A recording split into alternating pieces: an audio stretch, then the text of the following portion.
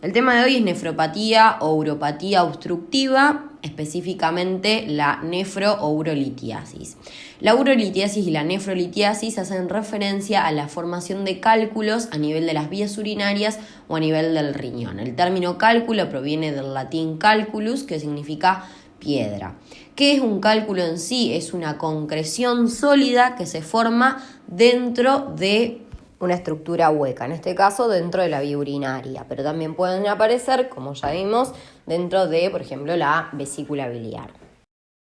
En cuanto al mecanismo por el cual se forman los cálculos a nivel de la vía urinaria, tenemos que saber que normalmente en la orina se eliminan diversas sustancias como citratos, magnesio, calcio, amonio, que representan los solutos y se encuentran disueltos en el solvente, que es el agua que forma a la orina. En ciertas situaciones en las cuales aumenta la cantidad de soluto eliminado, es decir, aumenta la cantidad de citrato, de magnesio, de calcio, de amonio eliminado, o bien disminuye el solvente, es decir, disminuye la cantidad de agua eliminada en la orina, o sea, disminuye la diuresis, se produce un aumento de la concentración de esta sustancia en orina, que a su vez puede estar afectada por un cambio en el pH de la orina que hace que se dificulte la solubilidad de este soluto en el solvente. Estas dos cosas, es decir, este aumento en la concentración del soluto, así como un cambio en el pH, generan la sobresaturación de la orina con este componente, y esa sobresaturación hace que se formen cristales de este componente, de este soluto. Sobre esos cristales se va acumulando cada vez más soluto, más de este mismo componente, y se va a formar el cálculo. Entonces, la formación del cálculo no solo va a estar favorecida por el aumento en la concentración del soluto, sino que también va a estar favorecida por cambios en el pH que disminuyan la solubilidad de este componente en la orina, y también por el éstasis, ¿sí?, que hace que este componente no se esté eliminando y por ende permanezca acumulado a este nivel, y el déficit de inhibidores de la formación de cristales, que normalmente justamente lo que hacen es evitar que se conglomere tanto soluto formando los cristales que después dan lugar a los cálculos. Dentro de estos inhibidores de la formación de cristales está el citrato, el pirofosfato, el difosfonato, la nefrocalcina, etc. En resumen, el cálculo se va a formar por una sobresaturación de la orina con determinado componente, favorecida por un aumento de su concentración, ya sea por un aumento de la eliminación del soluto o una disminución de la eliminación de solvente, o ambas, así como cambios en el pH que afecten su solubilidad, éstasis, ya sea por una obstrucción previa, por la previa presencia de otro cálculo, o por una vejiga que es disfuncional, o por una estrechez congénita que disminuya la eliminación de orina, lo que sea, y por último por la deficiencia de los inhibidores de la formación de cristales. Ahora bien, dependiendo de la sustancia con la que se sobresature la orina, se formarán cálculos de distintos componentes. Los cálculos más frecuentes son los cálculos de calcio, específicamente los cálculos de oxalato cálcico, que se forman en un 80-85% de los casos. En un 15% de los casos aproximadamente los cálculos son de estrubita o fosfato amónico magnésico. En un 5% de los casos los cálculos son de ácido úrico, y en un porcentaje muy pequeño los cálculos son de cistina, un aminoácido. Entonces, dijimos que los cálculos de calcio eran los más frecuentes. Estos se forman por la unión de un ion cargado positivamente, que es el calcio, con un ion cargado negativamente, que puede ser el oxalato, el fosfato o ambos. Como les dije, los cálculos de oxalato cálcico son los más frecuentes, y le siguen en frecuencia los que tienen una mezcla de fosfato y de oxalato, y son mucho menos frecuentes los de fosfato cálcico. Entre los factores de riesgo para que se desarrollen los cálculos de calcio tenemos a la hipercalciuria, es decir, un aumento en la eliminación de calcio en la orina. Esta a su vez puede ser o no secundaria a una hipercalcemia, es decir, si nosotros tenemos un aumento de la concentración de calcio en sangre, es coherente que tengamos un aumento de la concentración de calcio en orina, porque esa sangre se filtra a nivel renal y se elimina una mayor cantidad de calcio. A su vez, esta hipercalcemia puede ser secundaria a un hiperparatiroidismo, que genera obviamente un aumento de la absorción intestinal de calcio, un aumento de la reabsorción renal de calcio y un aumento de la resorción ósea, es decir, destrucción de hueso con paso de calcio del hueso hacia la sangre. Otra causa es una enfermedad ósea difusa que justamente saca calcio de los huesos y lo lleva a la sangre, o un aumento de la absorción de calcio a nivel intestinal, que es lo que se denomina hipercalciuria absortiva, o bien un deterioro en la reabsorción tubular renal de calcio, como por ejemplo en un síndrome de Fanconi, en el cual tenemos un deterioro de la función del túbulo proximal, que es a donde se reabsorbe la mayoría del calcio, y por ende ese calcio no pasa nuevamente a la sangre y se elimina todo en la orina, y eso nos da una hipercalciuria renal con una hipocalcemia. O bien puede ser una hipercalciuria idiopática, es decir, una en la cual no encontremos una causa específica. Otro de los factores de riesgo para que se desarrollen estos cálculos de calcio es la hiperoxaluria, obviamente para los cálculos de oxalato de calcio. Esta hiperoxaluria a su vez puede ser causa de un defecto genético que aumente la secreción de oxalato en la orina, o bien puede ser por un aumento de las concentraciones de oxalato en sangre a causa de la ingestión de comidas ricas en este componente, como por ejemplo el chocolate, la cerveza, las nueces, la espinaca. Otro factor de riesgo es la hipocitraturia, es decir, una disminución de la concentración de citrato a nivel de los túbulos renales. Recordemos que el citrato es uno de esos inhibidores de la formación de cristales y por ende se facilita la formación de los mismos y por ende de los cálculos. Por último, otra posibilidad es que los cálculos que contienen calcio se formen en ausencia de todos los factores de riesgo anteriormente nombrados y que lo hagan al nuclearse con cristales de ácido úrico, es decir, que sea una combinación de un cálculo de ácido úrico con calcio.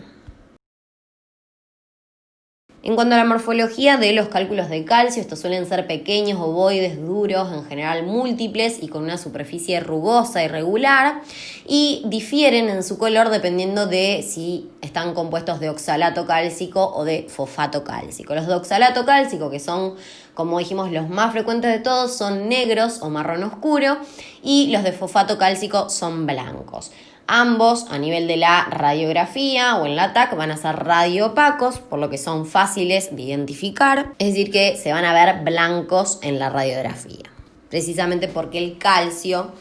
en radiografía se ve blanco, al igual que los huesos. El segundo tipo de cálculo más frecuente dijimos que es el cálculo de struvita o cálculo de fosfato amónico magnésico. Este cálculo se forma en el contexto de una infección por gérmenes productores de ureasa, generalmente Proteus mirabilis, aunque también algunos estafilococos como el estafilococo saprophyticus. Entonces, estos microorganismos lo que hacen es desdoblar a la urea por medio de esta enzima, generando amoníaco. El amoníaco aumenta el pH de la orina y favorece la precipitación de fosfato, de amonio y de magnesio, generando precisamente estos cristales que terminan en la formación de cálculos. En cuanto a la morfología de estos cálculos, estos suelen ser blandos y friables, tienen un tamaño variable, una superficie irregular y son de color blanco, amarillentos o grises. Como les dije, tienen tamaño variable, pero en algunos casos pueden alcanzar un gran tamaño, adaptándose a la forma de la pelvis renal y llevando el nombre de cálculos coraliformes o caliciformes. También en algunas ocasiones se dice que tiene la forma de unas astas de ciervo. Estos cálculos también son radioopacos a la radiografía, por ende son fáciles de diagnosticar. Por otro lado, los cálculos de ácido úrico se producen en general como consecuencia de una hiperuricuria, es decir, un aumento de la eliminación de ácido úrico a nivel de la orina. a su vez secundaria a una hiperuricemia, es decir, un aumento en la concentración sérica en sangre, digamos, de ácido úrico. Esto puede producirse en pacientes que tienen gota, que en general tienen un trastorno del metabolismo del ácido úrico, o bien en personas que tienen enfermedades como una leucemia o incluso una hemólisis, en las cuales la gran destrucción celular genera una liberación de ácido úrico que eleva sus concentraciones en sangre. Por último, el consumo aumentado de ácido úrico en la dieta, a pesar de lo que se cree normalmente, no es un factor tan importante. De todas formas, en los pacientes en los que tienen ácido úrico elevado o tienen ya desarrollados cálculos o tienen gota, se les recomienda una dieta con baja cantidad de carnes rojas, baja cantidad de vísceras como el hígado, anchoas, mariscos. Otro factor que puede favorecer la formación de cálculos de ácido úrico son las orinas ácidas. Estas pueden formar cálculos de ácido úrico incluso en ausencia de hiperuricemia e hiperuricuria. Acá abajo tenemos cómo es que se forma el cálculo de ácido úrico. Tenemos el ácido úrico que pierde el protón, se transforma en urato que se une al sodio formando urato monosódico que se cristaliza formando los cálculos. En cuanto a la morfología de estos cálculos, suelen ser lisos, o sea, una superficie lisa, duros, de color pardo amarillento o rojizos, y que cuando los cortamos están laminados, es decir, que tienen como múltiples facetas. A menudo son múltiples y son radiolúcidos a la radiografía, lo que dificulta su identificación, es decir, los vamos a ver negros o del mismo color que el parénquima renal y va a ser difícil que los podamos identificar. Por eso en estos pacientes por ahí sirve más una ecografía. Por último, los cálculos de cistina, que son los más raros, se producen como consecuencia de un aumento de la cistinuria, es decir, de la eliminación en la orina de este aminoácido. Este aumento en la eliminación de este aminoácido es a su vez secundaria a defectos genéticos que disminuyen la reabsorción renal de aminoácidos, entre ellos la cistina. Es decir, puede ser por un síndrome de Fanconi congénito, cuando hay una alteración en la función del túbulo contorneado proximal. O bien puede ser por un síndrome de Fanconi adquirido, por ejemplo, por una isquemia tubular aguda. O incluso por tóxicos también, por una necrosis tubular aguda tóxica. Respecto de su morfología, suelen ser pequeños, redondeados, lisos, color amarillo y a menudo múltiples, y también son radiolúcidos en la radiografía. Acá tenemos algunas imágenes reales de los cálculos más frecuentes. Cálculo de oxalato cálcico monohidrato con ese color marrón, de cálculos de oxalato cálcico dihidrato, con esas espiculaciones, una superficie bien irregular, cálculos de ácido úrico, que son bien amarillos pardos, y los cálculos de fosfato amónico magnésico con la forma del cáliz renal y de color gris. Clínicamente los cálculos pueden o no manifestarse. En general son asintomáticos cuando son muy pequeños y se eliminan de forma inadvertida en la orina. En otras ocasiones, cuando adquieren un tamaño considerable, pueden llegar a dar el clásico cólico renal. Este es un síndrome doloroso paroxístico, es decir, que tiene un inicio súbito, que se produce por precisamente la obstrucción de la vía urinaria por este cálculo, que genera una hiperpresión y distensión de la vía urinaria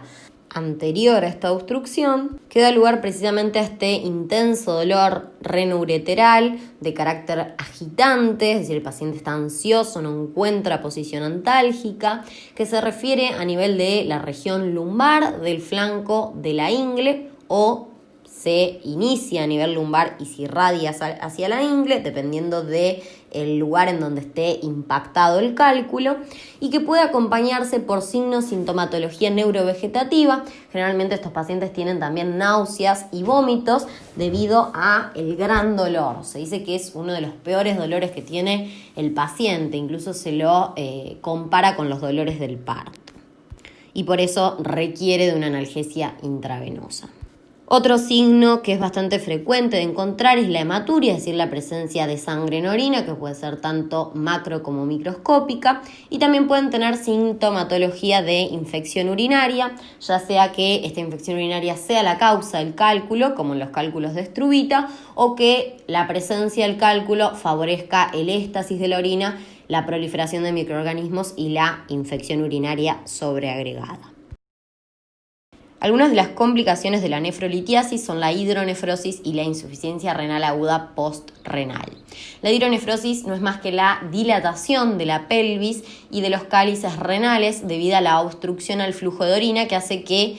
toda esa orina que se produce a nivel renal no pueda eliminarse a través de la uretra y que se acumule detrás de la obstrucción, dilatando todo el sistema tubular. Macroscópicamente esto lo vamos a observar como una dilatación de la pelvis renal en forma de saco, es lo que se denomina hidronefrosis extrarrenal, y cuando la obstrucción persiste se dilata progresivamente el resto del sistema pielocalicial, lo que se denomina hidronefrosis intrarrenal. La dilatación del mismo comprime y atrofia al parénquima renal y se exterioriza esta dilatación de los cálices hacia afuera del riñón, generando una imagen lobulada del mismo, un aspecto lobulado. Microscópicamente existe progresiva atrofia de túbulos y glomérulos con fibrosis del intersticio y un infiltrado inflamatorio crónico. El éstasis de la orina favorece a la infección y puede producirse una pionefrosis, que es la formación de un absceso, por decirlo de alguna forma, porque es la acumulación de pus dentro de todo este sistema pielocalicial. Por otro lado, la insuficiencia renal aguda postrenal se manifiesta clínicamente con anuria, que es una excreción de orina menor a 100 mililitros en 24 horas. Y en el laboratorio vamos a encontrar elevación de las concentraciones séricas de creatinina y urea, que es lo que define a la insuficiencia renal. Esta insuficiencia renal aguda postrenal se va a producir cuando la obstrucción sea bilateral o cuando sea unilateral y tenga un solo riñón el paciente, es decir, sea monorreno.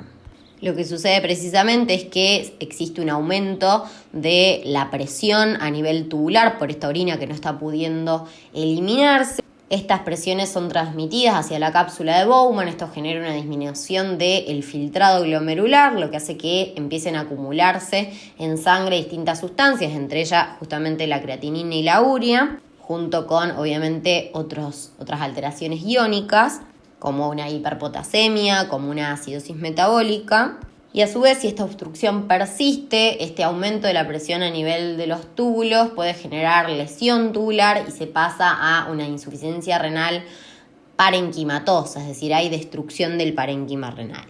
lo cual es más difícil de revertir y puede generar una secuela que genere una cronicidad en esta insuficiencia renal. En cuanto al diagnóstico, este se va a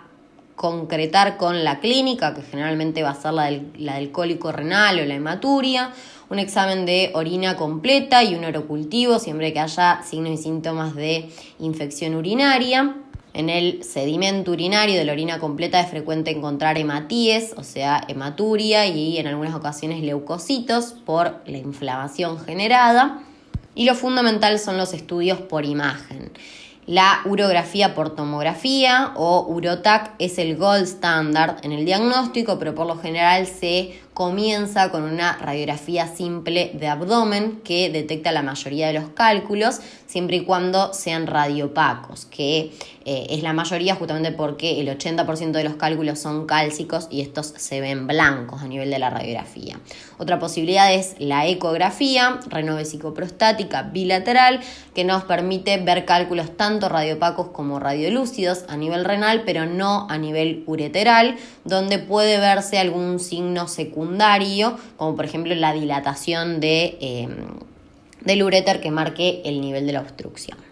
Y el urograma excretor, que es un estudio que en realidad ya no se usa mucho, es un estudio viejo, pero que también es útil, que detecta el nivel de obstrucción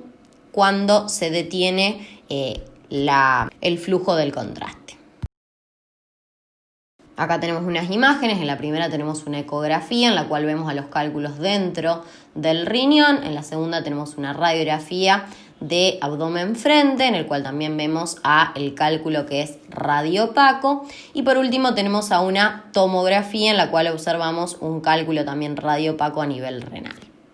Para prevenir los cálculos es importante una ingesta adecuada de líquido para prevenir justamente una disminución de la diuresis, una disminución de ese solvente que favorezca la saturación de la orina con el resto de los solutos. Y va a disminuir también el éstasis de la orina, lo cual también puede contribuir la retención de la orina. Entonces hay que evitar la retención de orina y ingerir mucha agua y disminuir el consumo de alimentos que puedan llegar a aumentar las concentraciones de ácido úrico, como las carnes rojas, los mariscos, y de oxalato, como el chocolate, la cerveza, la espinaca.